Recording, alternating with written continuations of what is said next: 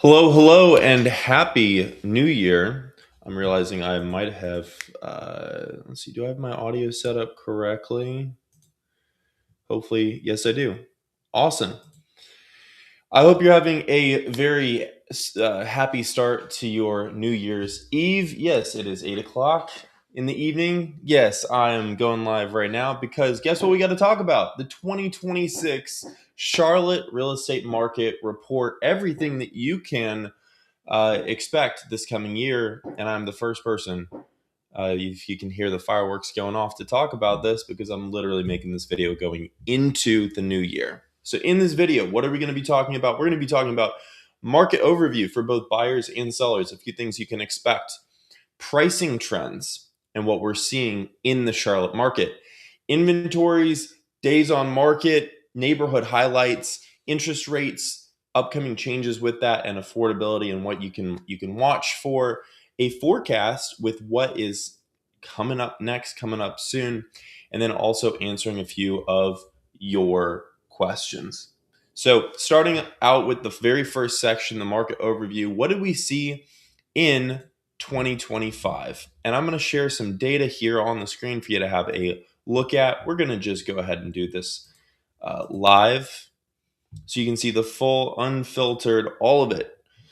So, this right here, we're going to filter this data down to just look at the Charlotte metro statistical area. And we're going to see in the last year, Charlotte saw a 1.8% increase on the median price, to $402,000, up from just over $396,000 1 year ago.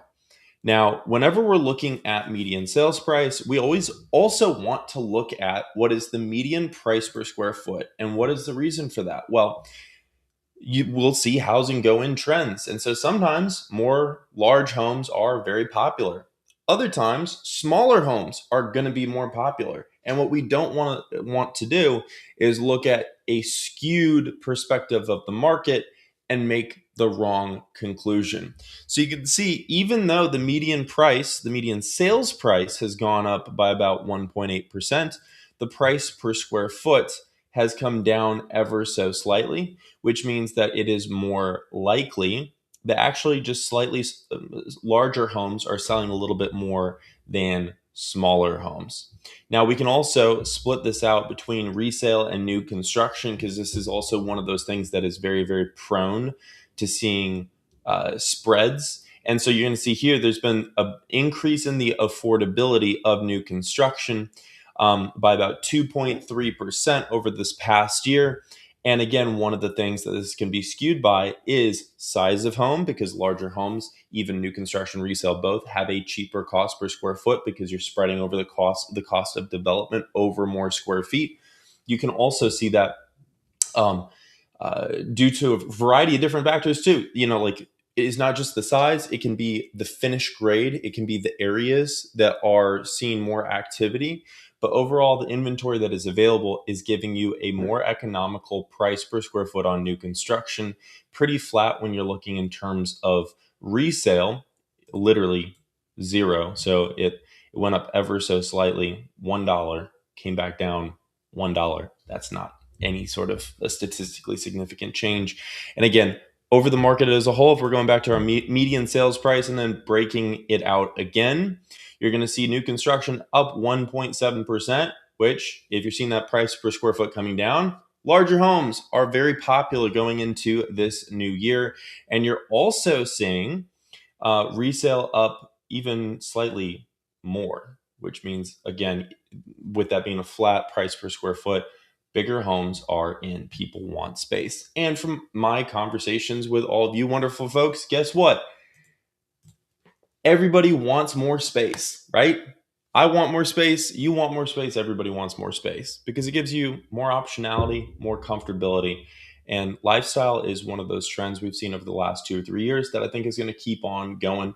Because again, when you're spending so much time and money, uh, time at work, in order to make the money to have a place to live, you want it to be a place that you enjoy coming home to. And space is a big factor in that. Now, the biggest common question that I get is, are we in a buyer's market or a seller's market right now? And I'm going to say it really depends primarily on the area because real estate is hyper local. I mean, you look at uh, anywhere in Charlotte, there's some areas that are relatively slow right now. There's some areas that are still really, really hot. Now, when you look at the national market and you see some scary headlines, like if I search housing prices crash, there are on the news. Let's see what we got here. We have on the news all types of what the experts say. Chilling omen of housing price crash as America's #2 home builder forced to slash prices by 10%. Multiple Florida housing markets are on the brink of a crash in 2026. Home values drop in Denver. Again, there's unlimited headlines that you can look at. Um, and unfortunately, if the headline was certain U.S. markets have a slight uptick in size of home that people are looking for and a little bit better affordability heading into the new year, that's not a very clickable title. Unfortunately, I wish it was. I wish it was.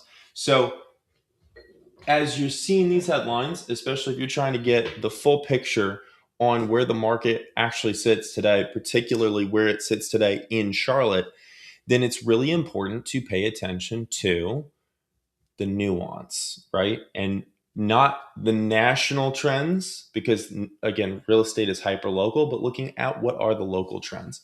Now, in general, we are much more buyer friendly now than we have been for several years. And again, what I want to do is I want to show you right here.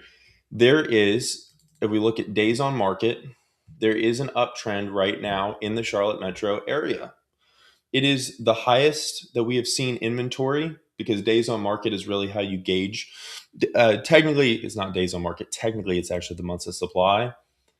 Uh, the difference is if you take the days on market, the months of supply is a derivation of taking how many homes are there and how fast do those homes sell, and so how long will it take to sell through all the homes. So it's a blend of days on market and then the actual inventory. Right now, we are at the highest inventory level that we have seen in a long time. New construction, resale, all of it. In fact, the highest we've seen for at least the last 3 years, 5 years maybe. But you go 5 years back and see where it's actually flat here. And 2020, you see this massive drop.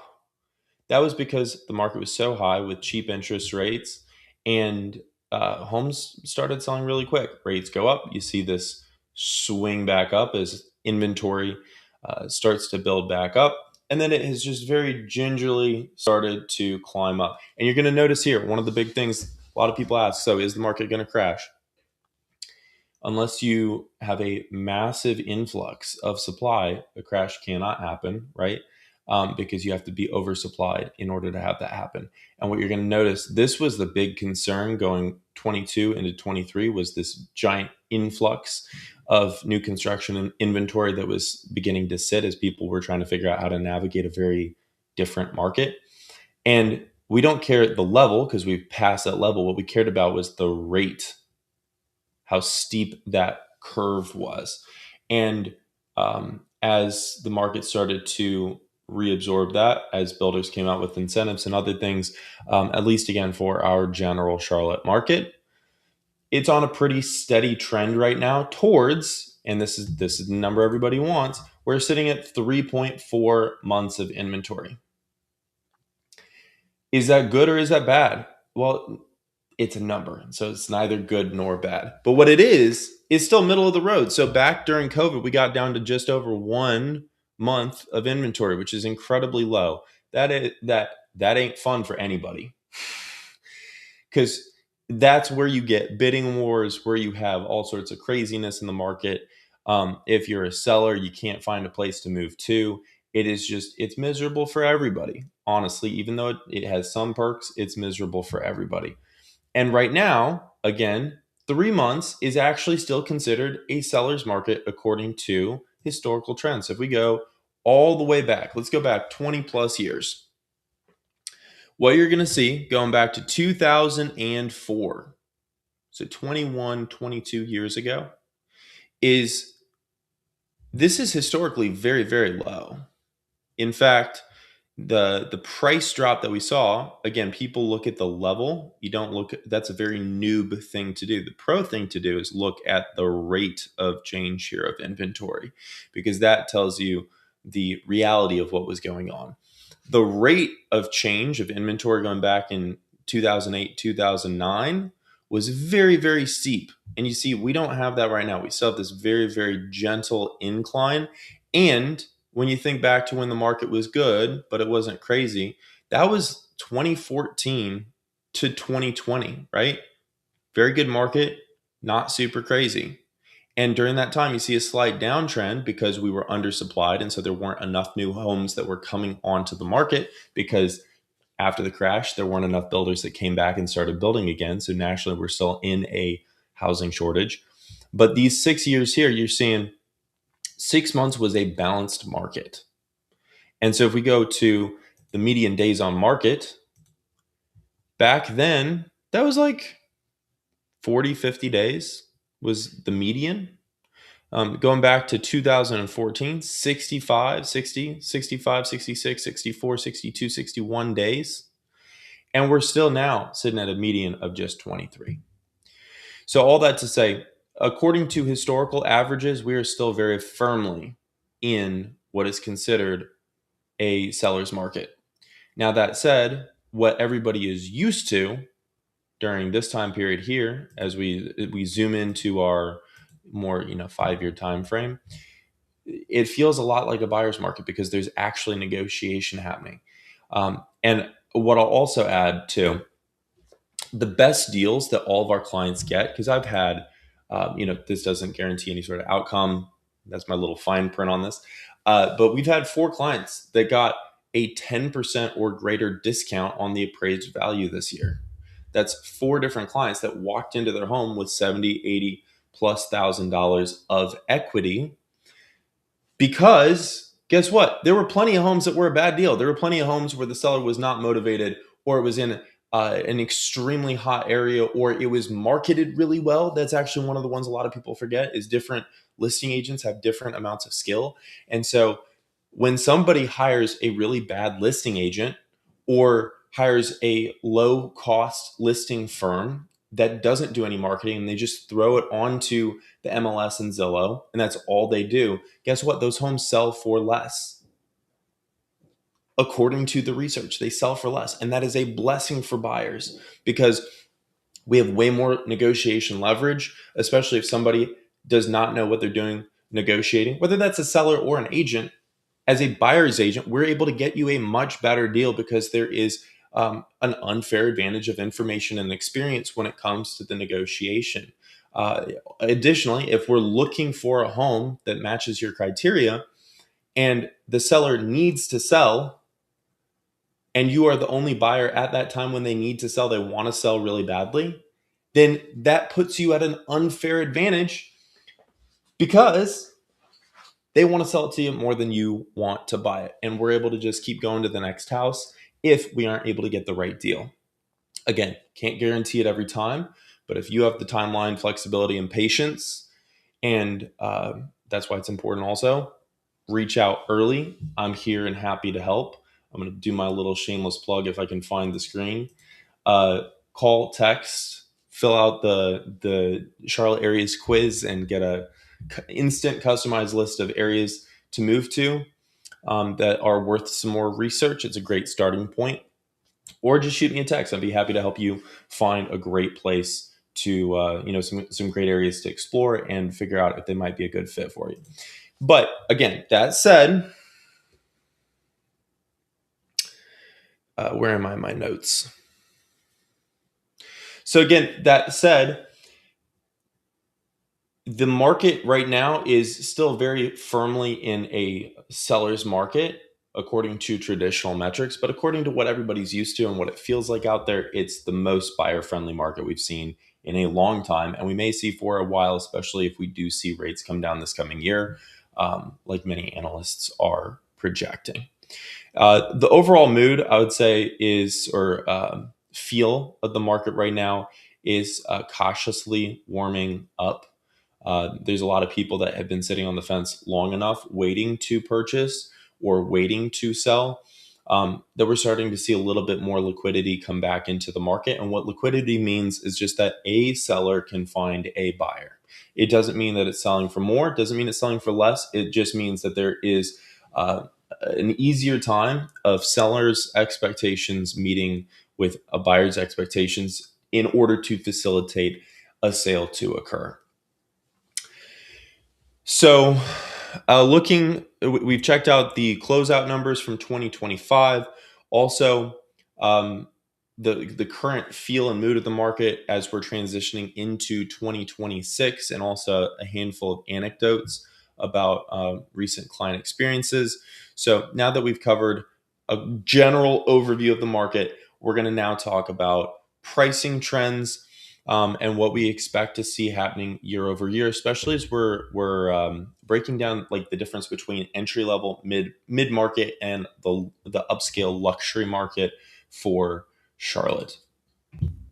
So coming back here, we're going to once again look at the median sales price. And specifically, we're going to look at the median sales price for a couple of different asset classes. So the 1 to 2,000 square foot single family home is going to be a really good indicator of what the entry level for Charlotte, what that entry level market looks like. Very flat this last year. And again, to get an idea of the size, um, looking at price per square foot, our median has also been very flat. And I can tell you too, um, I didn't even pull this before making this video. Days on market has gone up. It has gone up, and you can, because I've felt it. This particular part of the market, also, if you're looking at months of supply, there is more supply. It is still way undersupplied, which is why you see for this kind of size in the market, 2.6, 2.7 months is way less than that overall market average of 2.9. Like it sounds like a small difference, but 0.3, if we go to the calculator, 0.3 is, I mean, I'll do it in my head, but about 11%, 12%. Yeah, 10.3%. So that still is a pretty sizable step down in terms of how hot this part of the market is relative to the rest, just because a lot of people want more inexpensive homes. There's not enough supply for that. Now, again, for the sales price, it's held very steady, because we've also seen the more entry level consumers squeezed over this past year economically. Like it's just more expensive to live. There's a lot more costs. I think everybody's felt that to some extent, but especially the entry level buyer has felt that more than anybody this last year. And I feel for them because I'm very, very proud of all of our first time home buyer clients that had made the reality of buying their first home a reality this year, because it is statistically the hardest year to buy a home as a first time home buyer in the last 50 years. Definitely, one of the top maybe 2 years. The last 2 years have been two of the toughest years for the last 50 years. And so we're very, very proud of our first time home buyers, and very excited for them as well. So now as we go into mid market is, you really see that with kind of 2 to 3,000, maybe 3,500 square foot homes. And you're going to see, again, there's been a slight trend up, not a whole lot within single family homes. But when we look at the price per square foot, it's also just been an ever so slight trend up, really almost flat, because again, the market as a whole has been seeing that influx of supply, and so with less buyer activity, it's just been really flat overall, honestly. Now, if we're splitting between resale and new construction, you're going to see new construction is a little bit cheaper price per square foot versus resale. And if I go to a map and show you, it really doesn't skew it a whole lot in terms of areas. Like the or excuse me, I misspoke. It doesn't skew it a whole lot in terms of what you're necessarily getting. Like that hasn't changed a lot over this past year. Because if we, for instance, look at a single family home and then look at, let's say, new construction under 600,000. So we'll say under 600,000. And then we're going to look for 2025 builds. So that'd be new. You're going to see there's a lot of activity around Charlotte, but you look at the actual city, there's, these large swaths where it's just blank because, or very, low number of new builds because there just hasn't been that much new construction in some areas, but then there's 95, 63, 57. You get out east of Charlotte, 104. And if we add in here also closed inventory to give you a full picture of the market for this last year,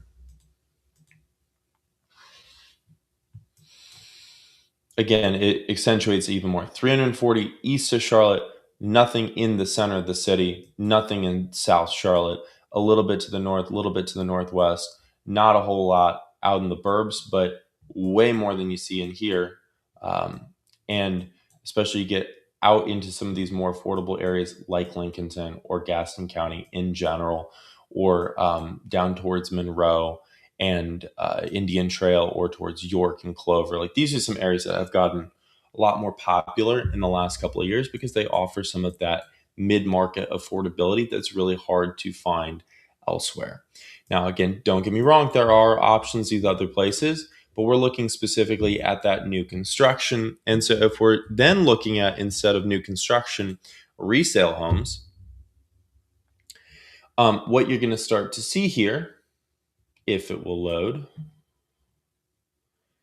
is there are a lot more home options that are actually in the center of the city, right? In the middle of the city, in these, if it's going to load for me, in some of these areas. See, too many results to render on the map over 5,000. Tons and tons and tons of options, even in some of the more expensive areas like South Charlotte, for single family homes, mind you.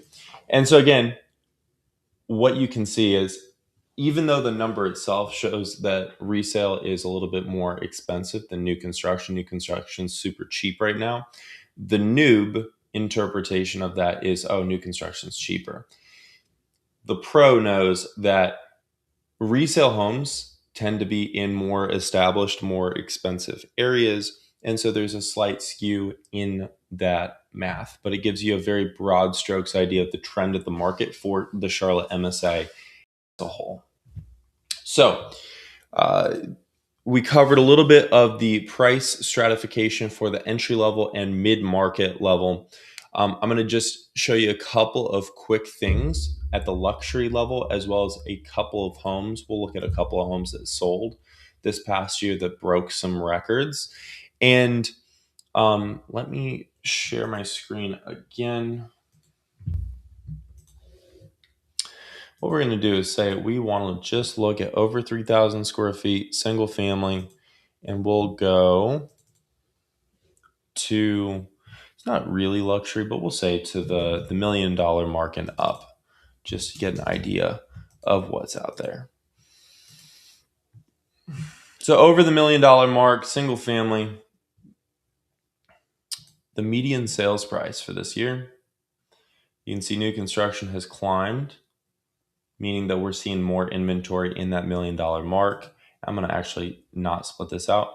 So here, 1.5 was the median over the $1 million mark, meaning half the homes that were over $1 million sold for between 1 and 1.45, and the other half sold over that. And then the average, which will show you just how far that skews upwards, 1.7. And what I mean by skew is like statistically, because we're only looking at $1 million plus, how many home sales were way over that average or over the median. So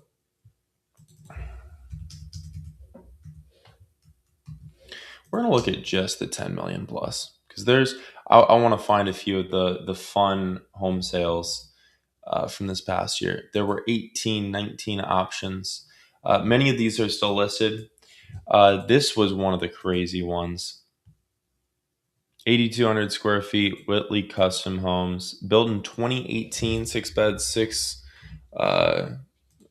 baths, and then 2 half baths. So technically an 8 bath. It's just 2 powder baths out on the waterfront. Look how beautiful that is. I love doing this even in my free time too. And you've got the boat lift there. Such fun stuff. Outdoor kitchen, outdoor living, beautiful marble. Sandblasted marble. It's so nice because it stays really cool on your feet.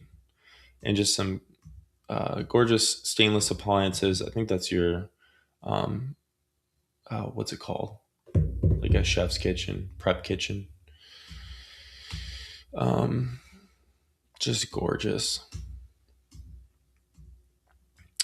You gotta love all this glass too. The wood accents on the ceiling. Some people love that. Wood has been very in recently this year, especially in some of the upscale architecture. But look at that, gorgeous. See, this is the stuff that makes my day, especially whenever I get to tour properties that have this sort of finish grade with clients. Just gorgeous setting, one of a kind, stunning. Yeah, very pretty. Yeah, there's some phenomenal properties like this that you see every once in a while that are just they're fun to look at. They're a lot of fun to look at. Here's another one. 14.5 is the asking. 15,000 square feet, 6 beds, 7 baths, 4 powders. Built in 2006. I bet this has some upkeep. Nice gardens. Yeah, there's some work you'd need to do to really update this, but again, it's beautiful, and the land, what a setting. But this would take to update this right would take some time and effort and a chunk of change, a substantial investment. But look at those gardens. That's so timeless. That's just gorgeous. I love it. Alrighty. We're going to, enough of that. We're going to, now that we did a quick overview of the market by pricing segment, I touched on this a little bit ago, but I am going to, just before we go on to inventory, days on market, neighborhood highlights. I just want to touch real quickly on Charlotte as compared to national and regional trends. Charlotte has seen substantial job growth in versus the Southeast as a whole, which has just not. In fact, I think it was the November jobs report, the largest region, job loss region, or the slowest job growth region was the Southeast. And Charlotte, as its own chunk within that, did really well. But when the Federal Reserve numbers came out, it was clear that the Southeast was just lagging behind some of the other regions. And really, the only substantial job growth driver that particular month was in Silicon Valley in the West Coast. And outside of the West Coast region, there were a lot of areas that just didn't perform super strong. And when it comes to how an area as a whole is going to do economically, it's really important to look at job creation. And Charlotte has been doing pretty steadily, better than just about any other area in the region except for maybe Raleigh. And I think we're still doing better than Raleigh, but they're close second. Close second. And I will say there's a couple of other smaller markets nearby, like Greensboro and in North Carolina, and then Greenville in South Carolina, not to be confused with Greenville, North Carolina. Two very different places. There's strong, some strong growth with jobs there. There's a large battery factory that's coming to Greensboro, which I believe is going to bring about 14,000 jobs to the area. There's the big BMW plant, and then a few large employers actually that moved into Greensboro. or sorry, excuse me, Greenville, South Carolina, and so it has also exploded. It's been one of the fastest growing towns. I think last year was number one, and this year might be like number two fastest growing town in all of the U.S. So let's see. We talked about inventory. We talked about days on market and what that means for negotiation power earlier.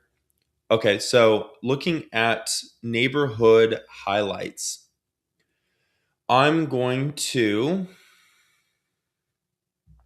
let's see what I'm going to look at. We will.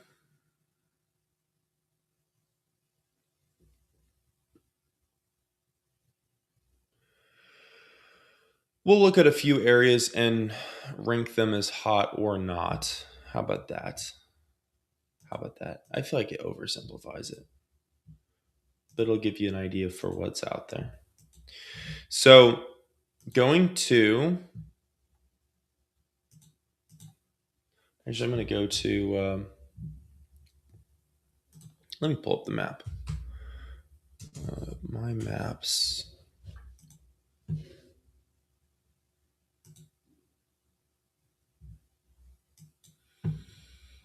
All right.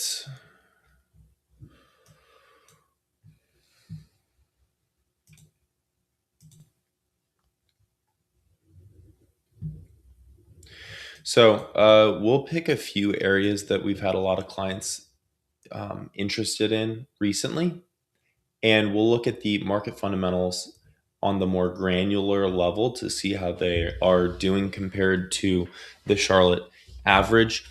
And so a few of those areas are going to be the Davidson Cornelius areas to the south of Charlotte, Waxhaw.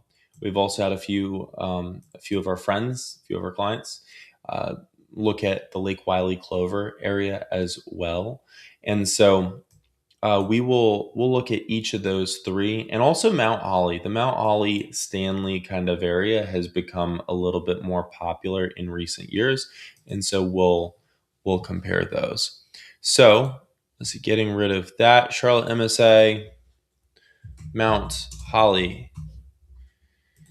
and then Cornelius, and then Davidson. These are some very different price points as well. But just to give you the quick comparison here.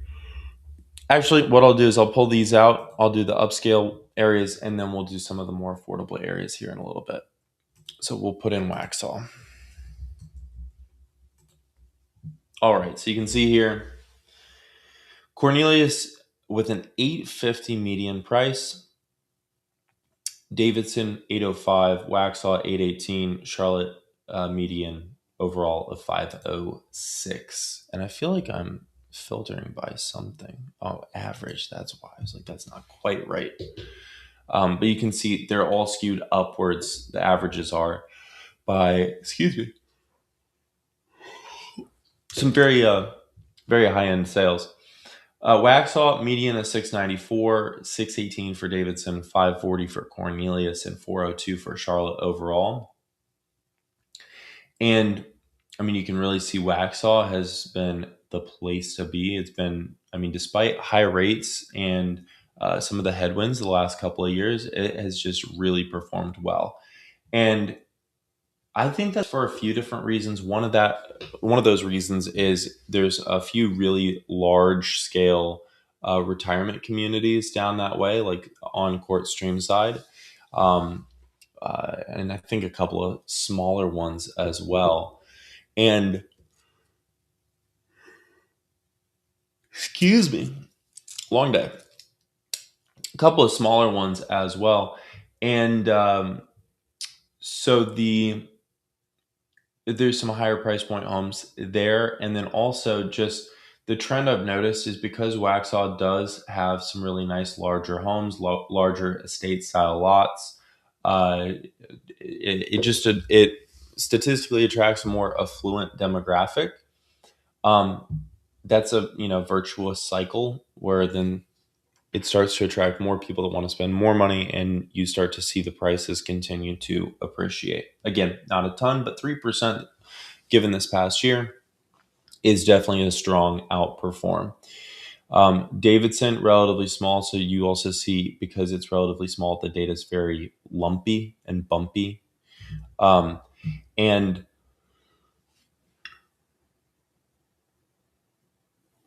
my goodness, I need to drink water or something.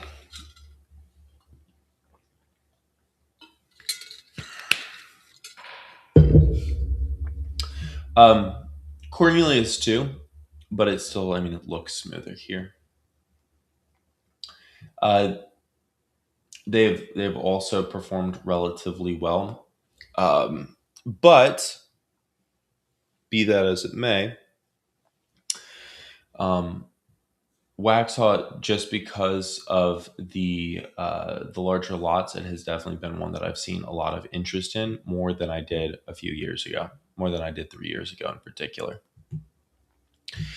So that's the median price. We'll also just look at days on market real quick to give you an idea. If you want to be in Davidson, you're going to spend more money, but you're going to have a little bit more time to decide. If you want to be Cornelius, Waxhaw, somewhere like that, again, Waxhaw, very hot. That's why you see lower days on market relative to everything else. Same with Cornelius. So let's say that we're going to now look at some of those more budget-friendly areas that I mentioned. So we're going to do Mount Holly real quick, and then we'll do, let's say, Clover, and then we'll do, what's our third one going to be? We could do Stanley, but it's not a very large area. We could do Monroe. Was one of those other ones.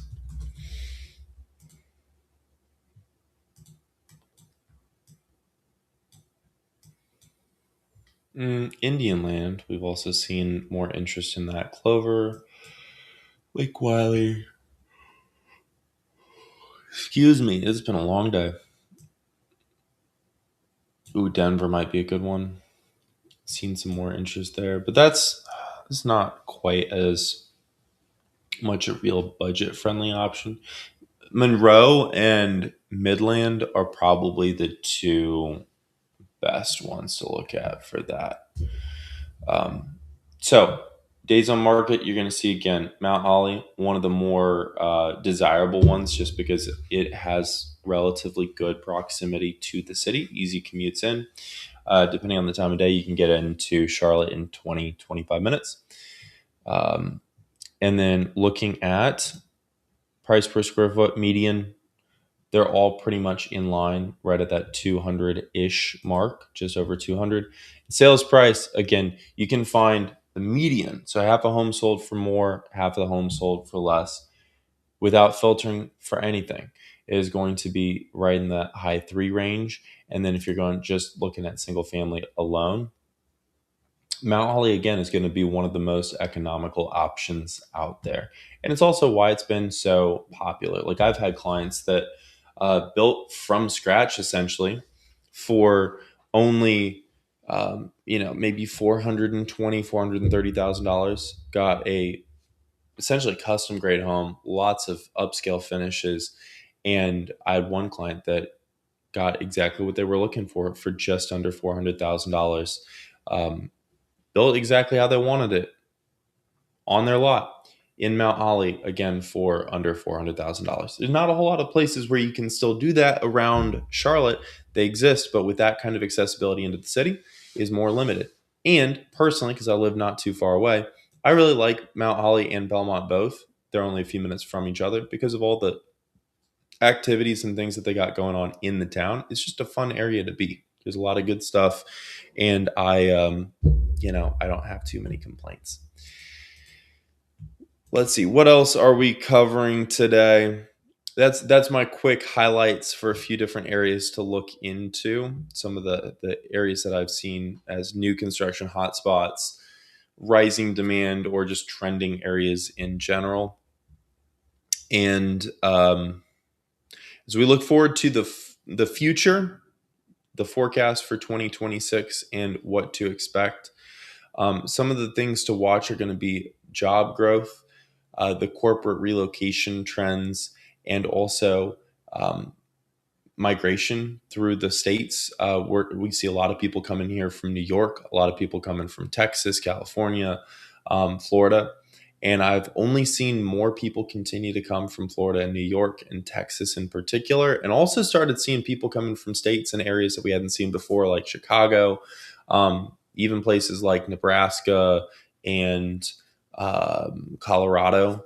And so, I do foresee as that continues that it may be the case we start to see more affordability issues going into this next year, because especially if and when rates do drop, which that has been kind of the messaging we've been hearing, is that whoever the next Federal Reserve chair that gets picked this coming spring is almost assured to promise very low rates. That's one of the common things that we've heard.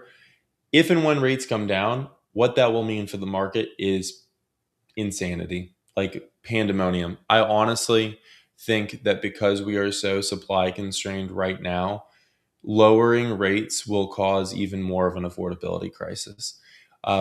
It'll be great for homeowners. And if you're able to purchase a home before rates come down or right as they start to come down, you will benefit tremendously. That said, for the people that then eventually are trying to buy a home, a year, 2, 5 years from now, it's going to make things a lot more difficult, because once those prices appreciate, people will just, when you're still in a housing shortage, people can and will decide to just not sell their home until they can get what they want for it. And when that happens, it just continues to fuel the housing shortage instead of just fixing the underlying supply constraint, which is a lot easier said than done. Like, if you take the number, like the capacity to build now, and you look at the housing shortage, which is, depending on whose calculation you listen to, somewhere between 12 and 20 million housing units nationally, it's going to take a lot of smart folks many, many years to sort that out, because we're only building, I think, 3 to 4 million units a year, but we're seeing a net increase. Like, we're not building enough homes to backfill just the increase in housing demand that we have year over year. How many homes are built in the US each year? Let's see. I way overestimated this. That actually scares me even more. 1.4 to 1.6 million. And that is according to Consumer Affairs.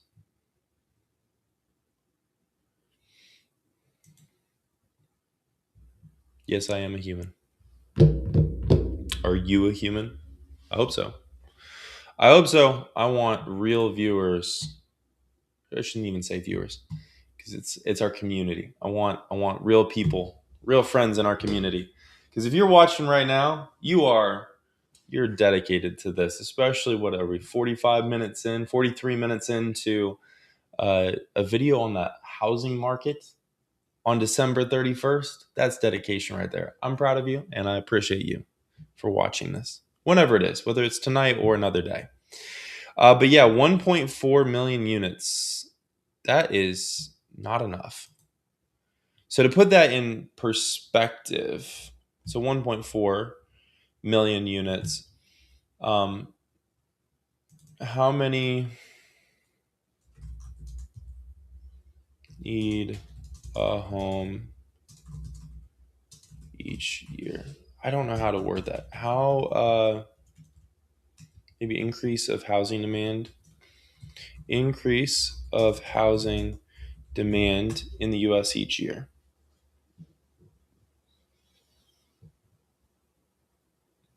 No, I don't care about.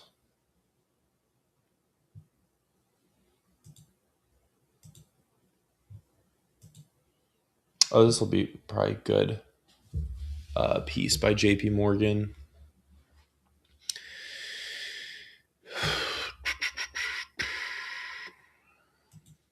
If buyers are on the sidelines, why aren't home prices falling? Top of mind question, and for good reason. U.S. housing market is sending mixed signals. Fewer people are buying homes, yet prices remain stubbornly high. this is your big insight here. This is your big, what the heck is going on? The market's resilience isn't surging demand. Like that's what you saw in 2005, 6, 7, 8.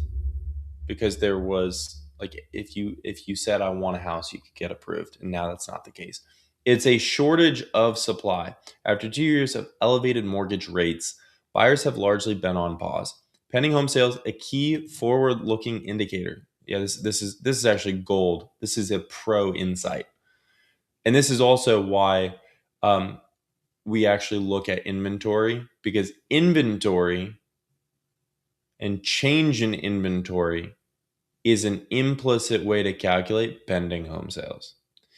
Because also pending doesn't mean closed, and many pending home sales can fall apart. But be that as it may. So rebounded from the 2024 lows, with August posting 4% monthly increase, in September showing an even larger gain. Pending home sales. Context matters. Oh, let me highlight that for readability. Upticks come off multi-decade lows, and overall activity remains well below the pandemic era boom. And again, we have to see liquidity improve before people start selling in order to see the overall market start to sort itself out. Because also there's this like domino effect too, where if somebody wants to move into a forever home, but they can't find a place to move, they aren't going to sell their smaller, a perfect place for a first-time buyer, or maybe a family that is looking to get their first family home. And so then that constricts that part of the market, but especially smaller homes are not as profitable for builders to. So guess what gets built first? The most profitable thing to be built. And so then that opens up a place, think about it like musical chairs, for that mid-level buyer to then move into their nicer forever home. It opens up a spot for that first time buyer to then go into their first larger home, or first time homeowner, I should say. And then it opens up a unit for that first time home buyer to be able to find an economical home. Mortgage rates have eased into the low 6% range, the lowest in about a year, but affordability is still a major hurdle. Major hurdle. What's the date on this? Do they not put dates? What's the date that they pulled this?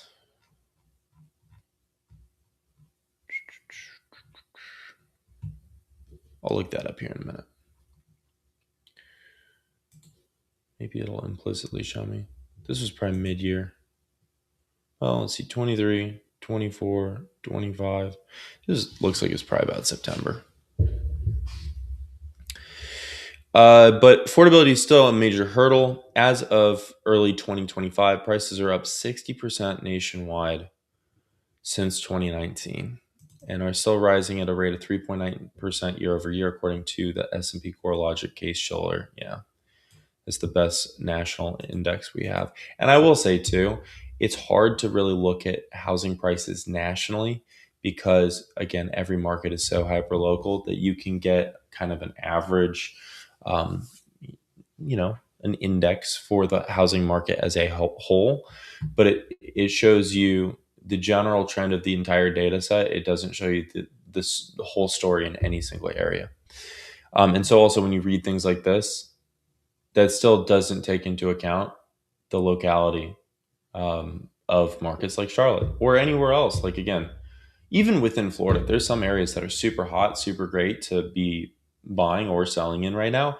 And then there's other areas that are just awful. Even with rates off their highs, monthly payment for median home price is still out of reach for many households. For context, before the pandemic, the median home price was about $260. Average 30-year mortgage rate was 3.8%, resulting in a monthly payment of about $1,000. Today, the median price has climbed to around $420, with rates at 6.4 for a payment of closer to $2,100. And that doesn't take into account, this number here does not take into account taxes and escrows and home insurance and all that stuff too.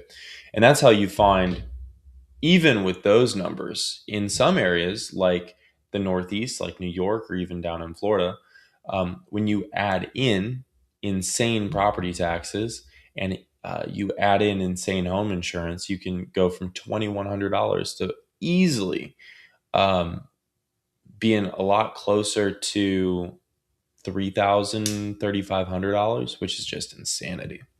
At least when you look at it in terms of a percentage, how much of an increase that is. Buying a typical home now costs more than twice as much per month as it did before the pandemic. This is true. Plus taxes, homeowners insurance, uh, fees, all that stuff. HOA. Home buyers remain on pause. Buyers and sellers. Yeah, you can see here. There's more sellers. There's even fewer buyers than there were 2 years ago. Again, crazy. So, um, let me see if there's anything else we're going to talk about.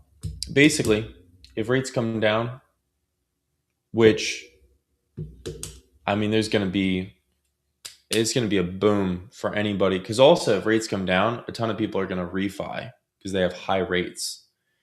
And why sell your house when you just are watching home values going up, and then you can cash out refi all that money?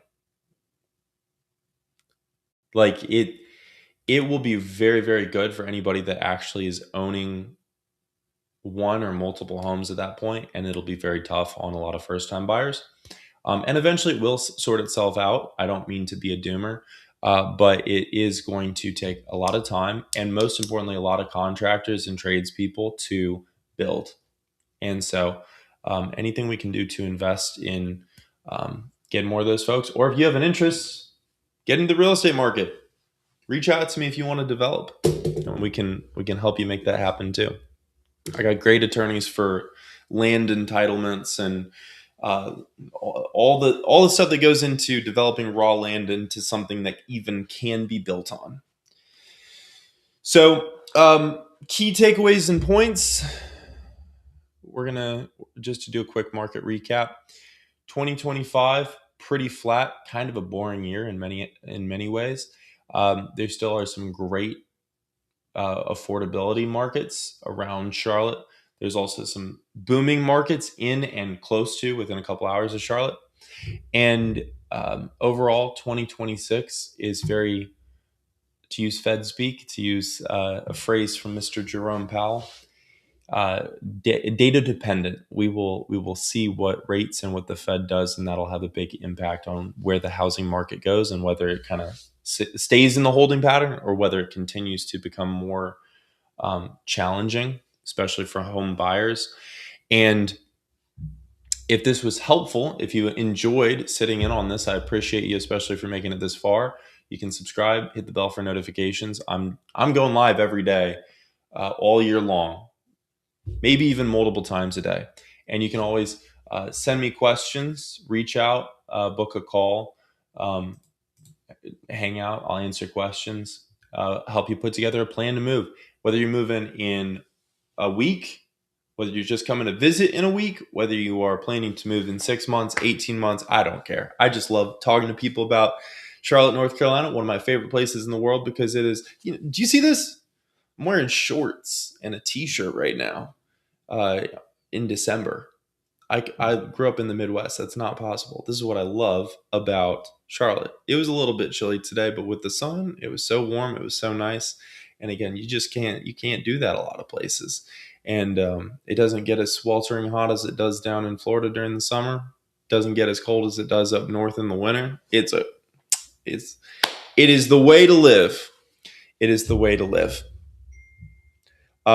Again, if you can scan the QR code right here, take the Charlotte areas quiz, and it's a quiz I put together that'll give you a list of areas tailored to what you're looking for that could be a good fit for what you want.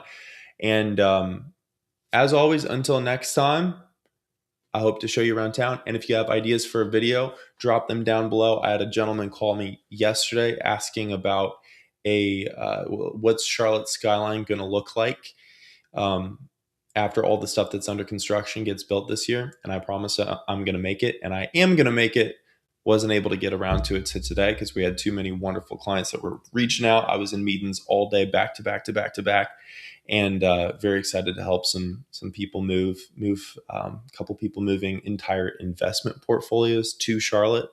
One person that is uh, finally getting to buy their dream home here. Another person that is finally getting to buy their first home here, and it's going to be a beautiful, custom built, very very pretty home.